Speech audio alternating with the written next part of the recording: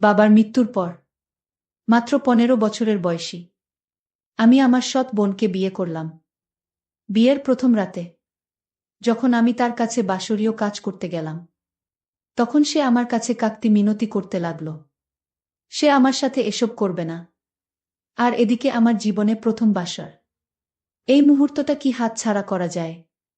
যদিও তার বয়স অল্প, কিন্তু আমার তো 27 বছরের স্বপ্ন। 25 বছর ধরে এই বাসর ঘরটাকে স্বপ্ন দেখছি।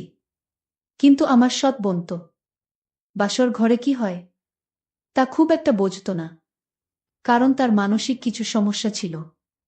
তারপর এক পর্যায়ে আমি অনেক কৌশল কাটিয়ে তাকে আমি আমার অনুকূলে আনার চেষ্টা করলাম, কিন্তু তাতেও সে কোনোভাবেই রাজি হচ্ছিল না।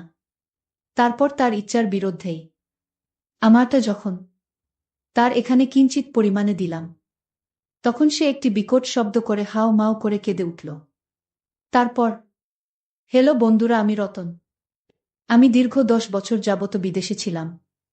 আমার বাড়িতে এসে দেখি সব সম্পত্তি আমার সৎ বোনের নামে উইল করে রেখে গেছে আমার বাবা।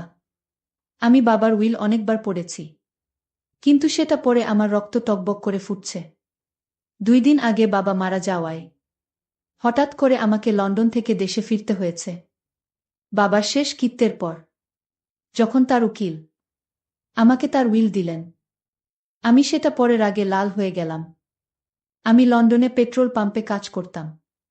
যা বেতন পেতাম তা থেকে আমার ছোটখাটো খরচের টাকা রেখে বাকি টাকা বাবার কাছে পাঠিয়ে দিতাম। সারা জীবনের পুঁজি সব কিছু দিয়ে আমার বাবা শহরে কিছু জমি কিনলেন। আমার বাবা শহরে একটা বাড়ি এবং কিছু দোকানও কিনলেন। গত 10 বছর ধরে আমি টাকা পাঠাচ্ছি। 17 বছর বয়সে লন্ডনে গিয়েছিলাম, আর এখন আমার বয়স 27 বছর। এরকম হঠাৎ বাবার মৃত্যুর খবর শুনে আমাকে তাড়াতাড়ি দেশে ফিরে আসতে হয়। বাবা মৃত্যুর পর তারা আমাকে ছুটি দিতে চাইল না। আমি জোর করে চলে আসলাম, যার কারণে সেখান থেকে আমার চাকরি চলে যায়। মনে মনে ভাবলাম, আমি যে টাকা বাড়িতে পাঠিয়েছি বাবা নিশ্চয় তা আমার জন্য গুছিয়ে রেখেছেন। তাই আমি বাড়ি গিয়ে কোনো ছোটখাটো ব্যবসা করে হলেও চলতে পারব। কিন্তু আমার বাবার উইল আমার হোশ উড়িয়ে দিয়েছে।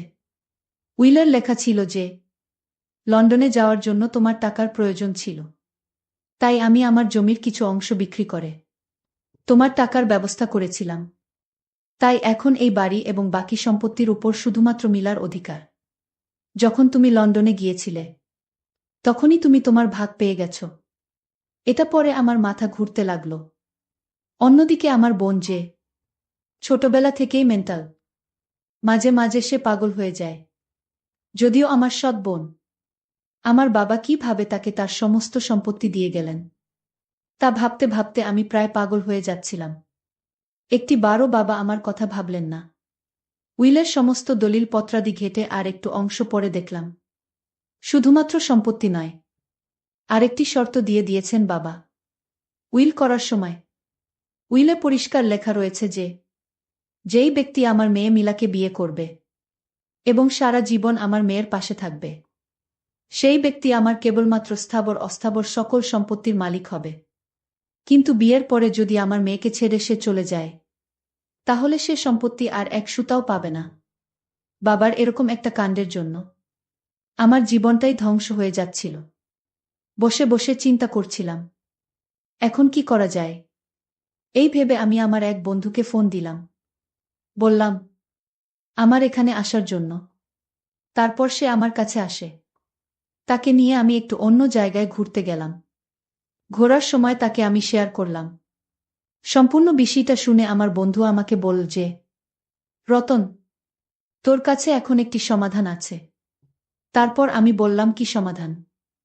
সে বলল, তুই তোর সৎ বোনকে বিয়ে করে নে, তাহলে তোর সকল সম্পত্তি আবার তোর হাতেই ফিরে আসবে।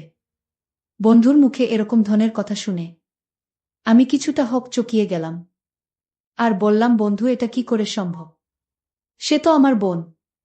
সে বলল, বোন হলে কি হবে? সে তো তোর আপন বোন না, সে তো তোর সৎ বোন। আর সৎ বোনকে বিয়ে করা যায়। আমি আমার বন্ধুকে বললাম, বন্ধু, সে আমার সৎ বোন, ঠিক আছে, কিন্তু যখন আমার বাবা, আমার মা মারা যাওয়ার পর দ্বিতীয় বিয়ে করে, তারপর থেকেই তাদের সাথে আমার সম্পর্ক ভালো নেই, কোনোভাবেই ভালো নেই। এখন আমি তাকে কিভাবে বিয়ে করব? তারপর আমার বন্ধু বলল, যদি তুই তাকে বিয়ে না করিস, তাহলে তোর বাড়ির অংশ পাবি না, আর তোর বাবার সমস্ত স্থাবর অস্ত্র সকল সম্পত্তি যে মিলাকে বিয়ে করবে সে পেয়ে যাবে। সুতরাং তোর কাছে এখন একটি রাস্তা, তুই মিলাকে বিয়ে করে নে, আর মিলাকে ভালো ডাক্তার দেখা, তাহলে দেখবে তোর ভালোবাসা পেয়ে সে ঠিক হয়ে যাবে। বন্ধুর এরকম ধরনের কথা শুনে মনে মনে সিদ্ধান্ত নিলাম, আমি তো নিরুপায়, এখন আমি কি করব? মিলাকে বিয়ে করা ছাড়া আমার আর কোনো উপায় নেই। তারপর এক পর্যায়ে আমি আমার সৎ বোনের সাথে বিয়ের পিঁড়িতে বসতে বাধ্য হলাম। অবশেষে আমাদের বিয়েটা হয়ে গেল। বিয়ের প্রথম রাতে যখন আমি তার কাছে গেলাম, সে আমাকে কোনোভাবেই বাসরের কাজ করতে দিবে না। অর্থাৎ সে কিছুটা মেন্টাল টাইপের ছিল। সে বুঝত না ভালোবাসা কাকে বলে এবং কিভাবে ভালোবাসতে হয়। বাসর ঘরে অনেক কৌশল করেও কোনো কাজ হচ্ছিল না। তার কাছ থেকে কোনোভাবেই আমি কোনো কিছু আদায় করতে পারছিলাম না। মূলত আমার সৎ বোন ছিল কিছুটা মেন্টাল টাইপের। সেখানে আমি যখন তার উপর কোনো কিছু করতে চাইতাম, তখন সে চিৎকার চেঁচামেচি করত। এরকম বাসর ঘর দেখে আমার মনটা খুব দুর্বল হয়ে গেল। মনে মনে ভাবলাম, কাকে বিয়ে করলাম, যার সাথে নাকি বাসর করারই কোনো ইমেজ পাচ্ছি না। আর প্রকৃতপক্ষে বন্ধুরা, আমার সৎ বোন, যদিও সে পাগল, কিছুটা মেন্টাল, কিন্তু বাবা তাকে অনেক আদর করতেন, তার প্রতি অনেক কেয়ার নিতেন। তার সৌন্দর্য কিন্তু অনেক, তার সৌন্দর্য দেখে যে কেউ পাগল হয়ে যাবে। লাল টুকটুকি শাড়ি পরে আমার সৎ বোন যখন আমার বাসর ঘরে বসে রইল, তার সৌন্দর্য দেখে আমার মাথা গরম হয়ে গেল। আস্তে আস্তে তাকে অনুকূলে আনার চেষ্টা করছি, কিন্তু কোনোভাবেই পারছি না। হঠাৎ করে মাথায় একটি বুদ্ধি আসলো। মিলা একটা সুস্থ মস্তিষ্কের লোক না। ভাবলাম তাকে একটি বুদ্ধি কাটালে আমি আমার অনুকূলে আনতে পারব। হঠাৎ করে আমি একটি বিদেশি চকলেটের বক্স হাতে নিলাম এবং চকলেট আমার হাতে নিয়ে বললাম, মিলা, এটি তোমার জন্য। মিলা কিন্তু চকলেট খুব পছন্দ করত। আমি তাকে চকলেট দিয়ে দিব, সে আমার কাছ থেকে চকলেটকে নিবে। ঠিক এই মুহূর্তে বললাম, তুমি যদি আমার সাথে একটি কাজ করো, তাহলে তোমাকে এই সবগুলো চকলেট আমি দিয়ে দিব। সে বলল, সত্যি ভাইজা, আমাকে সবগুলো চকলেট দিয়ে দিবে? আমি বললাম, হ্যাঁ, তোমাকে সবগুলো চকলেট দিয়ে দিব এবং আরও অনেক অনেক কিছু দিব, কিন্তু তোমাকে যে একটি কাজ করতে হবে। সে বলল, ভাইজা, কি কাজ?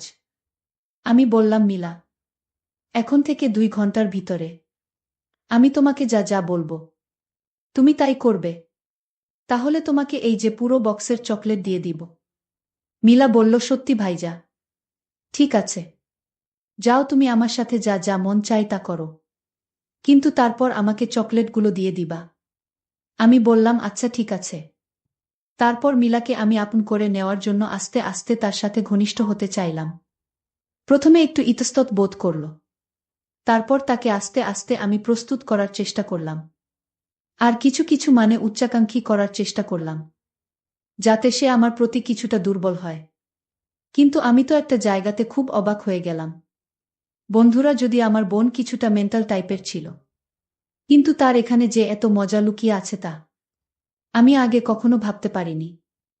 যখন আমি বিভিন্ন ইশারায় ইঙ্গিতে তাকে আমার পজিটিভ লাইনে আনতে শুরু করলাম, তখন সেও দেখি আস্তে আস্তে তার অবস্থান পাল্টাতে শুরু করল। সে আমার প্রতি দুর্বল হয়ে যেতে লাগল, আর কেমন জানি নিঃশ্বাস নিতে লাগল, আর উদাস হতে লাগল। বুঝতে পারলাম আমার টেকনিক কাজ হয়েছে। এইভাবে প্রায় 20 থেকে 25 মিনিট তাকে আকর্ষিত করার পর আস্তে আস্তে যখন আমি তার এখানে অবস্থান নিতে শুরু করলাম, যখন তার এখানে আমি পূর্ণ নিয়ন্ত্রণ নিতে শুরু করলাম, তখন আমি তাকে ভালো করে দেখলাম। এটা দেখেই আমি বুঝতে পেরেছিলাম যে তার এটা এখনো নিট অ্যান্ড ক্লিন, একেবারেই পরিষ্কার পরিচ্ছন্ন, পরিপক্ক, এবং সেখানে ইতিপূর্বে অন্য কারো দ্বারা নিয়ন্ত্রিত হয়নি। যদিও বিয়েটা আমি মন থেকে করি নাই। তারপরও তাকে দেখে, তার ওই সৌন্দর্য দেখে আমি তার জন্য পাগল হয়ে গেলাম। রাতটি তার সাথে স্মরণীয় করে কাটানোর চেষ্টা করলাম। এই ভেবে ভেবে আমি যখন প্রথম তার উপর নিয়ন্ত্রণ নিতে যাব, আমার এটা মাত্র কিঞ্চিত পরিমাণ তার এখানে গেলা। এমন সময় সে অনেক জোরে একটা শব্দ করে উঠল, উঠে বলল, ভাইজা, আমি তো মরে যাচ্ছি, আমার খুব কষ্ট হচ্ছে। তারপর আমি ভাবলাম, এই আমার সুবর্ণ সুযোগ। এখন যদি আমি তাকে ছেড়ে দেই, তাহলে হয়তো আর কখনো এই সুযোগ আমি পাব না। এই বলে আমি তার উপর পূর্ণ নিয়ন্ত্রণ আনার চেষ্টা করলাম। যখন একেবারে পুরোটা তার নিম্নাংশে চলে গেল, তখন সে এমন জোরে একটা বিকট শব্দ করে চিৎকার দিল যে, সেই চিৎকারে বাড়ির সমস্ত লোক সজাগ হয়ে গেল। তারপরও আমি আর তাকে ছাড় দিলাম না। আমার ইচ্ছামতো চাহিদা পূরণ করলাম। কিন্তু যখন ২০ থেকে ৩০ মিনিট হয়ে গেল, তখন তার মধ্যে দেখলাম অন্যরকম একটি ইমেজ কাজ করল। সেও আমার প্রতি ইশারা ইঙ্গিত দিয়ে আমাকে বারবার আহ্বান করল আমি তার উপর আরও প্রবলভাবে নিয়ন্ত্রণ নেওয়ার জন্য। তারপর আমি তার উপর আরও প্রবলভাবে নিয়ন্ত্রণ নিলাম। এমনভাবে আমি তার উপর নিয়ন্ত্রণ নিয়েছিলাম, যার ফলে সে পরিপূর্ণ তৃপ্তি পেয়েছিল। এবং এই নিয়ন্ত্রণ নেওয়ার ফলেই আমাদের ঘরে পরবর্তী কিছুদিন পরেই একটি ফুটফুটে কন্যা সন্তান হয়েছিল। এবং আমার স্ত্রীরও বিদেশে ভালো উন্নতমানের ডাক্তার দেখিয়েছিলাম, যার ফলে সে এখন পরিপূর্ণ সুস্থ হয়ে গেছিল। এখন আমার সংসার খুবই সুখের শান্তিতে চলছে। আমাদের সংসার সুখে শান্তিতে ভরে আছে এখন। প্রিয় বন্ধুরা, তোমাদেরকে সর্বশেষ একটি কথাই বলবো, বিশেষ করে প্রবাসী ভাইদেরকে একটি কথাই বলবো, তোমরা তোমাদের সারা জীবনের কষ্টের অর্থ তোমরা কার কাছে দিচ্ছ?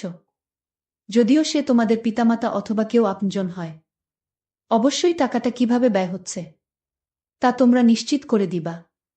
নাইলে হয়তো আমার মতো তোমাদের কেউ এমন বিপদে পড়তে হবে। যদিও আমি সেখান থেকে পরবর্তীতে উদ্ধার হতে পেরেছিলাম, কিন্তু তোমরা হয়তো সেখান থেকে নাও উদ্ধার হতে পারো। সারা জীবনের গ্লানি ভুগতে হবে। বন্ধুরা, আজকে এই পর্যন্তই। আবারও আসবো তোমাদের মধ্যে নতুন কোনো ভিডিও নিয়ে। ভিডিওটি যদি তোমাদের ভালো লাগে, তাহলে একটি লাইক দাও। প্রতিদিন আমি তোমাদেরকে একটা করে নতুন গল্প উপহার দিব। তাই তোমাদেরকে অনুরোধ করে বলছি, তোমরা যদি এই রকম ধরনের ইন্টারেস্টিং গল্প পেতে চাও, তাহলে দয়া করে আমার চ্যানেলটি সাবস্ক্রাইব করো। পরিশেষে তোমাদের সকলের সুস্বাস্থ্য কামনা করি। ভিডিওটি দেখার জন্য তোমাদের সকলকে অসংখ্য ধন্যবাদ।